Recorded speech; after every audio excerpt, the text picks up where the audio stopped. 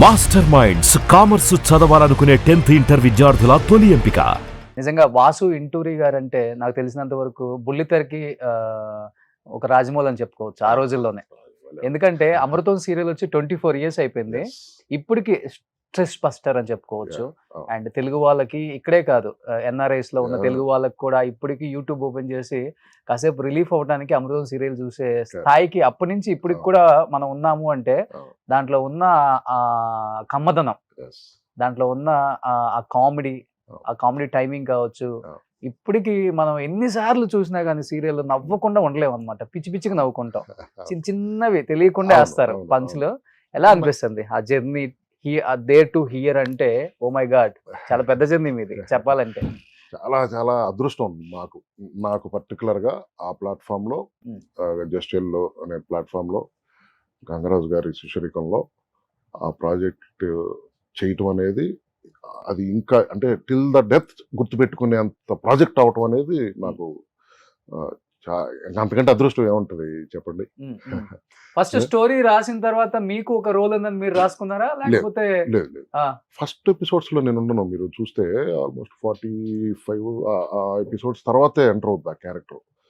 దానికి ముందు ఆఫీస్లో సరదాగా శివాజీరాజు గారు చేసిన ఎపిసోడ్స్ లో ఆఫీస్లో చేశా. ఇది ఆఫీస్ మేట్ గా.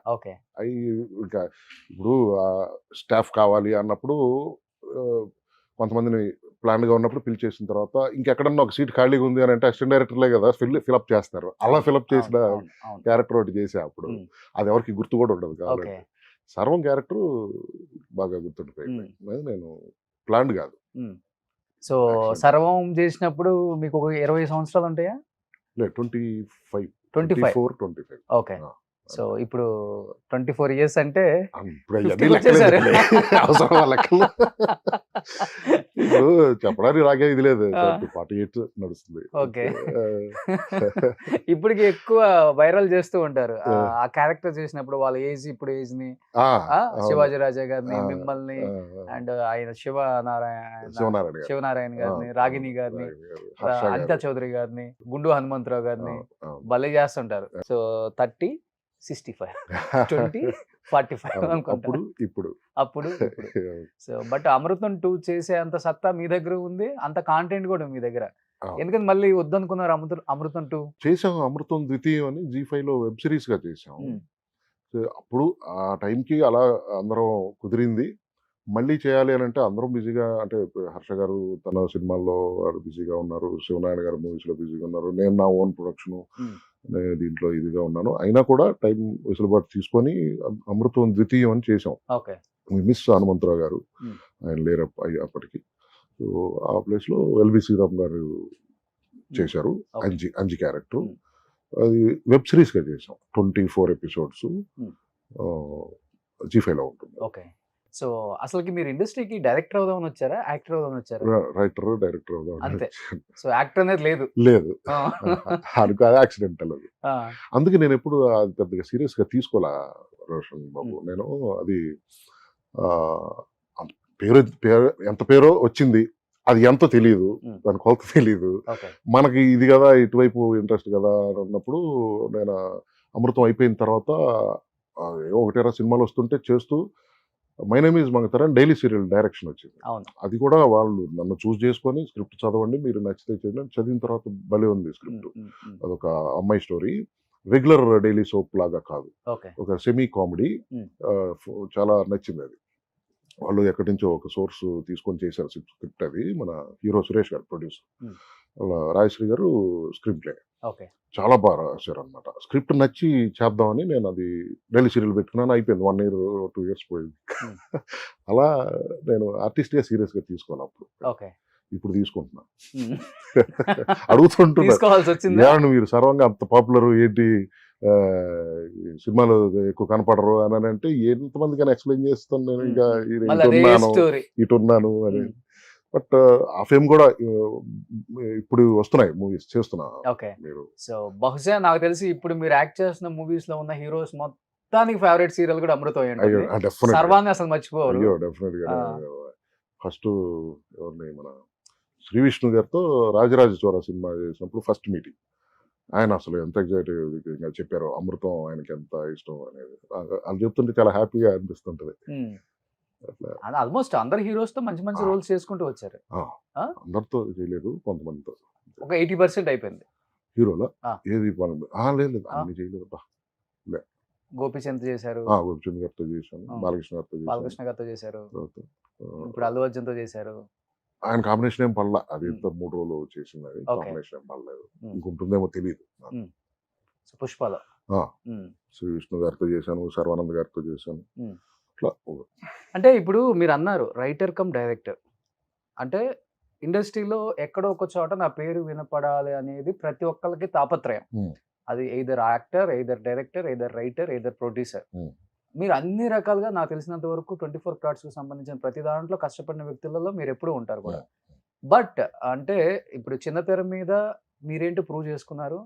మళ్ళీ యాస్ ఏ ప్రొడ్యూసర్‌గా ఏదో సీరియల్ స్టార్ట్ చేసినప్పుడు, ఇంకొక ప్రొడక్షన్ స్టార్ట్ చేసినప్పుడు కొంత చేతులు కాల్చుకోవాల్సొచ్చిన అవసరాలు అంటే అంత దూరం కూడా తీసుకొచ్చుకున్నారు. అవసరం కాదు. అనుకోకుండా జరుగుతాయి. అనుకోకుండా జరుగుతుంటాయి అసలు ఇండస్ట్రీలో. అవును. అంటే ఇంత ఎక్స్‌పీరియన్స్ ఉండి అండ్ ప్రొడక్షన్ మీద కూడా మీలాంటోళ్ళు కూడా అలా చేశారు అంటే ఆ తప్పిదాలు అది ఎవరైనా టైం మోసం చేయటం జరిగిద్దా? ఛీ! లేకపోతే ఛీ! ఛీ! ఆ! ఒకరెవరు మోసం చేస్తే జరిగేవి కాదవి. హ్మ్. మన కొన్ని స్వయంకృతాపరాధాలుంటాయి. హ్మ్. కొన్ని ప్యాషన్స్‌లో పెట్టాల్సొస్తుంది. హ్మ్.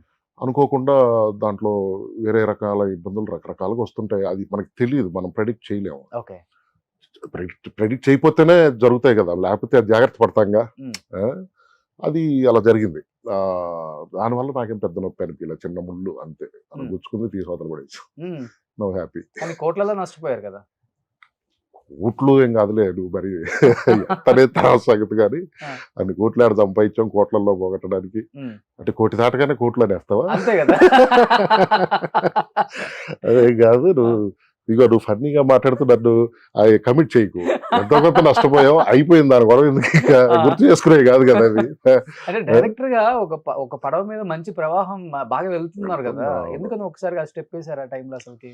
దాని ముందు ప్రాజెక్ట్ సక్సెస్ డబ్బులొచ్చాయి. ఓ ఇల్లు కొన్నాం. ఆ! తర్వాత ప్రాజెక్ట్ పోయింది. ఆ ఇల్లు అమ్మేసాం. ఏం జరిగింది అక్కడ? ఓకే. అంటే అమృతం గుర్తుగా కట్టుకున్న ఇల్లు మాత్రం హ్యాపీగా ఉన్నాయి. ఇప్పటికీ అందులోనే ఉన్నా. ఇప్పటికి. హ్మ్. సో, అది కలిసొచ్చిందేమో నాకు హ్మ్. తెలీదు. కానీ ఒకప్పుడు మణికొండ మాత్రం అనేవాళ్ళు.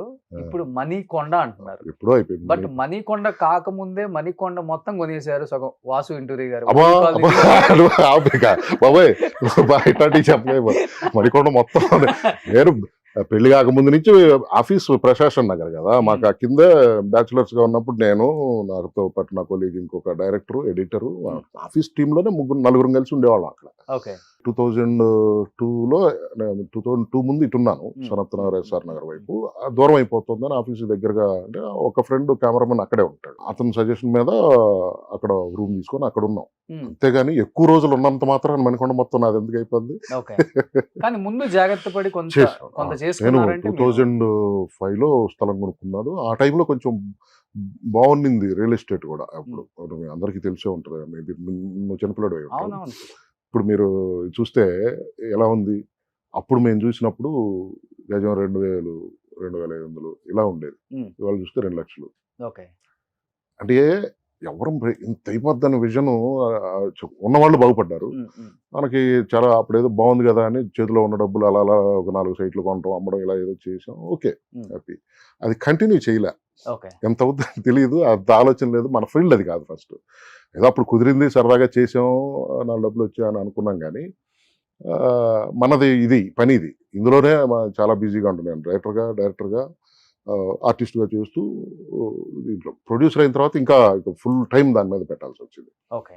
సో, అంతేగాని మణికొండ మొత్తం నాకు అంటగట్టేయకు. సార్ మీరన్నారు ఒక సీరియల్ బాగా హిట్ అయినప్పుడు ఒక ఇల్లు కొంటాం. ఒక సీరియల్ అటు ఇటుగా ఉన్నప్పుడు ఒక ఇల్లు అమ్మేస్తాం అమ్ముతాం. అంతే. ఇట్లా అంతేగాని లైఫ్‌లో రోడ్డు అందరికి ఎగ్గొట్టలేం గదా! డబ్బులు. అంతే గదా! కట్టాల్సిందే. గుడ్ విల్ ఇంపార్టెంట్ గదా! అవును. పేరు సంపాదించుకున్నాం. ఆ పేరు కాపాడుకోవాలి. హ్మ్. ఒక మన ఇప్పుడు లాభమొస్తే నేనేమన్నా నా దగ్గర పనిచేసిన 50 మందికి ఇస్తున్నానా? హ్మ్. జీతమేగా ఇస్తున్నాను. అవును. నష్టం వస్తే నేనెందుకు వాడి దగ్గర నుంచి తీసుకోవాలి? ఒరేయ్ బాబు నష్టం వచ్చింది నాకు సో, సో ఇంత ఇవ్వలేను అని చెప్పి ఎందుకనాలి? అవును.